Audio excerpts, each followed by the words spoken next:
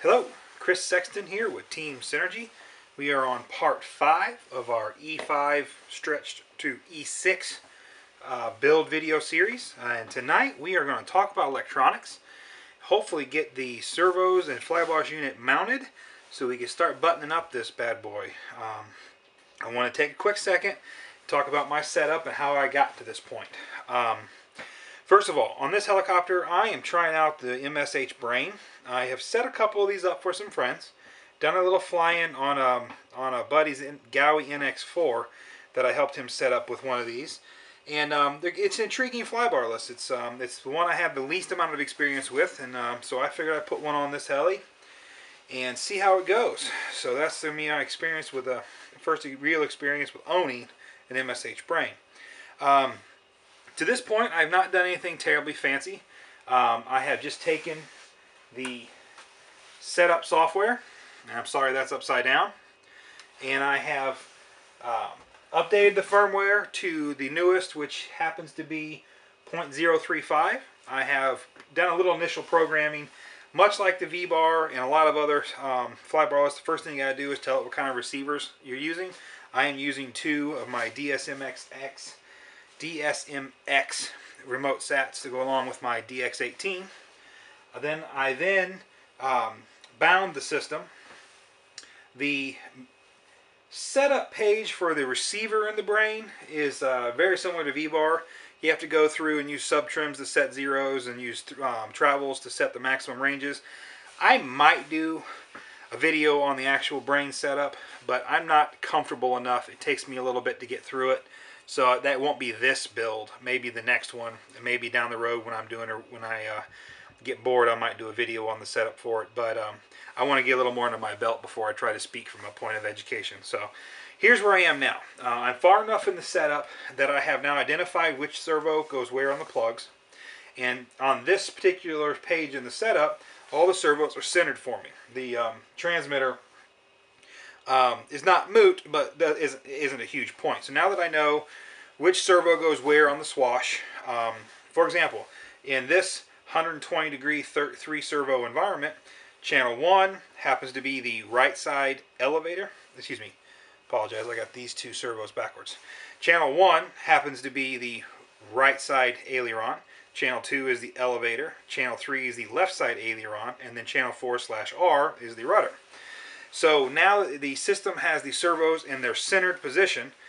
This is a real great time to put your horns together. Find which spot on the spline is the closest to true zero. It's actually turned out really good. In a previous video, I mentioned that I was going to be trying out the new RJX high volt cyclic servos. Unfortunately, that did not pan out. Those servos are getting a little hard to get, and I couldn't get a set in time for this build. And I don't want to hold it up any longer, so I went back to plan A, which was this set of Servo's SC 1267 SG cyclics and an SB brushless 2272 high volt tail. And this whole setup is designed to run on 2-cell LiPo, as you can see. My trusty Pulse Ultra 2S 2550 receiver pack. So I'm not going to need a BEC on this setup. I prefer to run flight packs whenever possible. I got nothing against BECs. I'm not going to sit here and tell you the BEC is going to guarantee a crash on your helicopter. I'm not that guy. But I do prefer setups that are as simple and as lowest risk as possible for crash. And a 2-cell LiPo has a much lower chance of failure than any BEC on the market. I don't care which one. So I run those whenever possible. Plus, it's nice to help with CG. You can put the receiver pack where you need to help things balance out. Talk about the flight packs later when we come to get a little further. So, where I'm at now is the servos are in the reference position. I am using the Servo's take a Fatabo spline, so the small servo wheels line up to the nice carbon fiber servo arms that come with the kit. I probably should have talked about those before I put them on. I wasn't thinking about that. But basically what you have here is a piece of 2mm carbon fiber cut in the shape of a teardrop. The offset for ball to servo is 20mm, which is ideal for the Synergy geometry. Well, guys, I apologize for the jump there. The battery in my camera died, and unfortunately, I was still rolling, didn't realize it. So I got to take a moment and recap a little bit.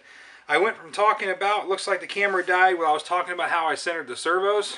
I apologize. I've got what I thought was a good 15-20 minutes of video in between that.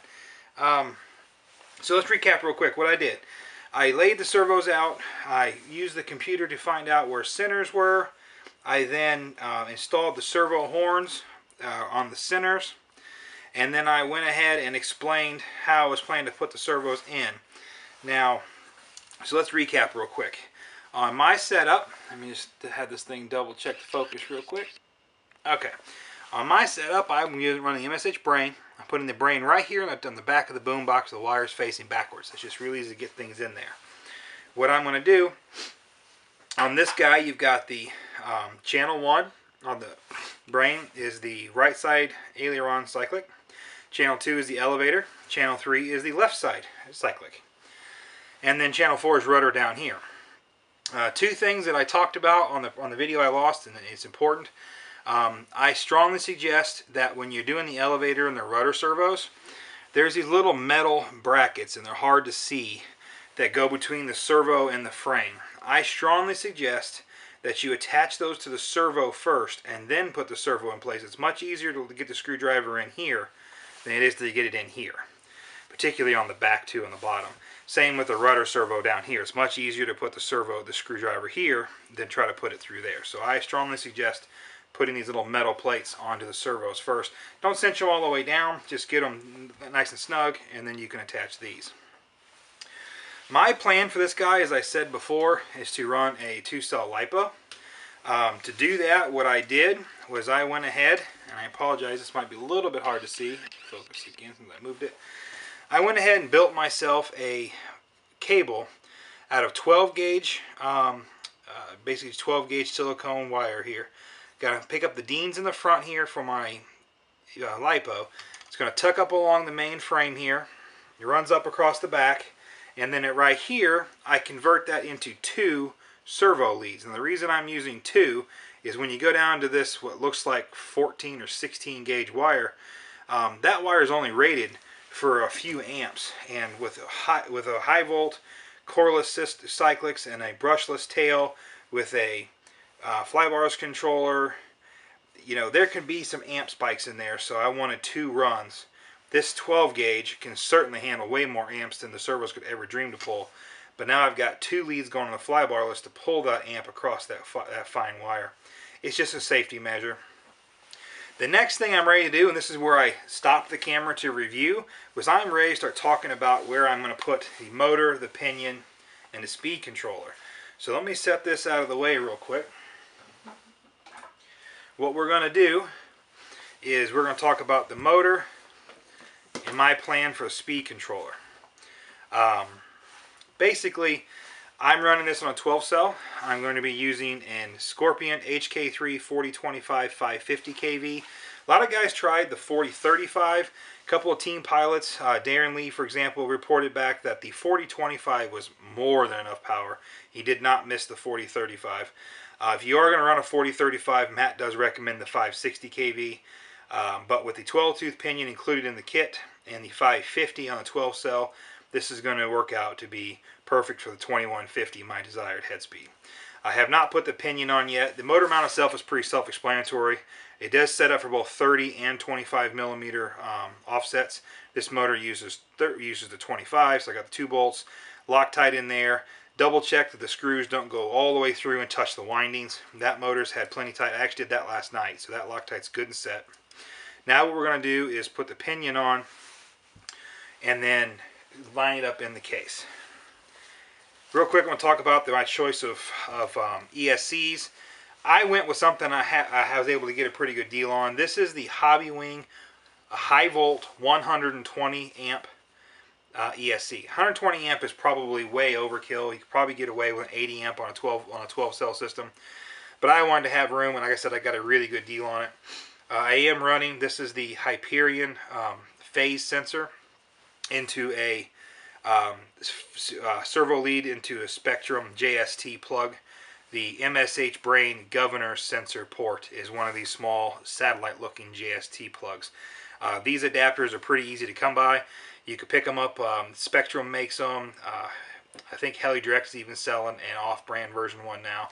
It's not hard to get it all. Pretty easy to come by. You could always solder in, cut this off, and sacrifice a satellite and make your own. But just if you decide to do that, pay attention.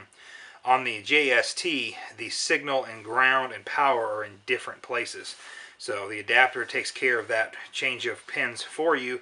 If you solder one in, you need to pay close attention. I suggest you go online and look up the specs on where those wires go. But I just picked up the adapter. It was $3. It was well worth it. So here's the ESC. Of course, I put some braid on here. The short one is my program lead for the HobbyLink program box. Ignore that. And this is the one that's going to go back to the actual controller. I built my series plug into the ESC. Of course, my positive side spark arrestor, and then this is ready to go. Set that off to the side. I'm going to go ahead and stop the camera and reposition things. When I come back, I'm going to have the pinion laid out, and I'll try to explain how to set the pinion. Alright guys, here we go. I got the motor in my hand. I went ahead and took the screws off the side of the mount. The pinion support is already in there, although loose. As you can see, that moves real easy. Look down in when you're putting the pinion support in, there is a right side up. You want to make sure that the bearing cup is facing up. You want the pinion itself. There's a ridge on this pinion that's designed to grab the inner race on that bearing. So you want the cup side up.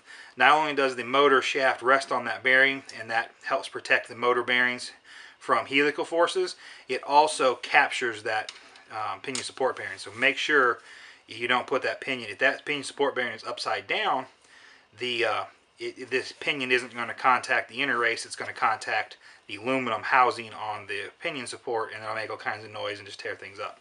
So make sure you get that right.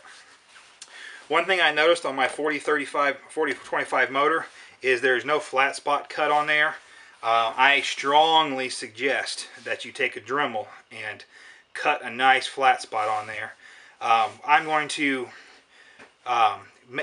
put this together in there and try to get an idea, tighten it up, and then pull it all back out, take it off. Where the mark is on the shaft, I'll put a nice healthy flat spot, put it all back together with reg Loctite, and cinch it down nice and tight. But before I can do that, I have to find out, because we want that pinion resting on the support bearing, I'm actually going to leave this loose on the shaft. As you can see, it's kind of loose in there. I'm going to leave it riding low on the shaft. Push this down through the frames.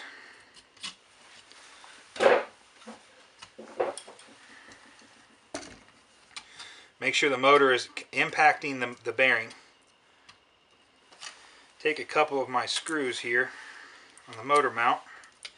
No Loctite on these screws yet. I want to be able to pull this back out. This is strictly so I can get the pinion lined up on the shaft. Don't need to tighten those up. They just need to hold the motor from going up and down. Turn it over. Do the same back here. Since this has bolts on both sides, I want it to be square. I'm putting in bolts on both sides before, so that I know the shaft is square to the pinion support. The holes are slotted to allow the whole assembly to come in and out, but it's not going to allow it to come up and down. So now that I've got 4 screws in that mount, I know that everything is squared up. I can reach in here with my finger, pull that pinion down onto the race, hold it there, come in through the side with my driver, and snug up that pinion set screw. Now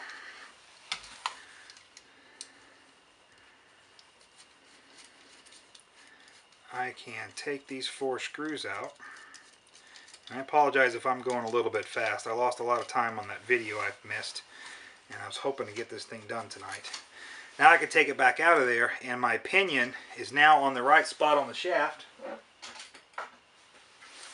So now that I know where that is, I'm going to take this Allen set screw, crank it down good. I want to try to leave a score mark on the shaft. Loosen that up, take it all the way out, pull it off, and now I can see it scratched my shaft where that set screw is going to be. I'm going to get my Dremel out here, put a nice healthy flat spot there. This time repeat the process, put this all back in here. This time coat the set screw in red Loctite, yet leave it a little bit loose so I can repeat the process, put the motor back in, push this down against the pinion support and snug it up against the flat spot, and then tighten down the set screw good and let the red Loctite set. And that's going to put my pinion in. So I'm not going. That's going to be kind of cumbersome to do on camera. I'm going to stop. When I come back, I'll have the motor in it with the set screw Loctited. Okay, guys, the pinion is in and Loctited to the shaft. A nice, healthy flat spot. Again, I use red Loctite on that set screw. Want to make sure that's good and tight. I also put a little bit on the tip of the set screws. I could be just overthinking it, but I think that might help the red grip the flat spot. I don't know. It doesn't hurt, I guess. What we're going to do now is the motor is still tight. It's still loose on the, there's no mesh isn't set. So what I'm going to do right now, before I move on to mounting the speed controller and talking about that, I'm going to go ahead and talk about how I set the mesh. Now, disclaimer, this is just the way I do it. There are several popular ways to set gear mesh. None of them are necessarily wrong. None of them are necessarily perfect. This is how me, Chris Sexton, sets gear mesh on these helicals. Now, with my experience with the Synergy main gears, you can run a pretty tight mesh. You don't want it to be super tight. You don't want to be adding resistance. You certainly don't want to be prematurely wearing the gear. But you don't want to have a lot of audible mesh, audible lash. And what I mean by that is, can you hear that? I don't know how sensitive the camera microphone is, but that's quite a bit of lash. That's way too loose. I'm just going to push this in all the way.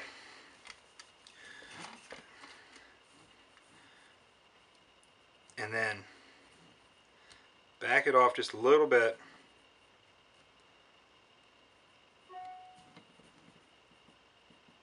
To where I can just barely feel any mesh. Turn it a little bit. Check it again. I mean, there's just the ever so slight backlash in there. I like that. Now I'm going to go ahead and cinch down a couple of these screws on this side. Check it again. See? It moved on me. So now I'm going to loosen these up.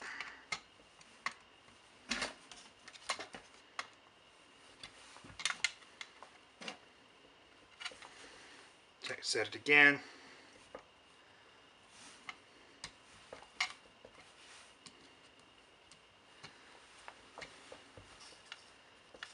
A little too much. And you're just going to rinse, recycle, repeat.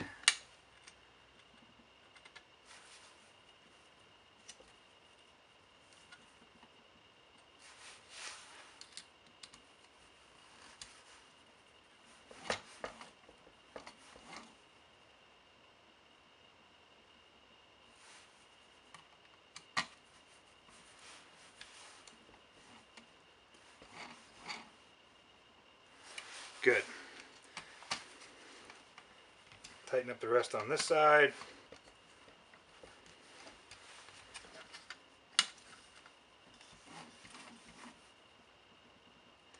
And that's good. Now what I'll do is, I'm not going to waste the camera time on this. I'll turn it over, snug up the others, make sure the mesh didn't move, and then once everything's tight, one by one remove these and put in Loctite. You do not want to forget the Loctite. The 10 bolts, 5 on each side, 2 for the pinion support, and 3 on the motor plate on both sides. So when we come back, I'll have the motor mount completely assembled. I will have the ESC physically on, and then we can talk about the final wiring. Well, guys, we lost a lot of time tonight messing with little stuff, servo grommets, building the horns, me messing up the video because I didn't realize the camera battery died. So this is where we're going to get. It's 10 after midnight here. I'm not going to have time to produce the video and get it uploaded tonight. So by the time you're seeing this, it'll be the next day anyway. But here's where we're at.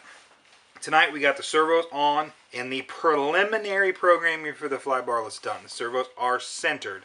That's it. The Motor is mounted, all 10 frame bolts for the 6 for the motor mount, 4 for the pinion support are Loctited. I have red Loctite installed on the pinion and curing. My mesh is set. I physically mounted the speed controller, although I have not ran any of the wiring for it yet.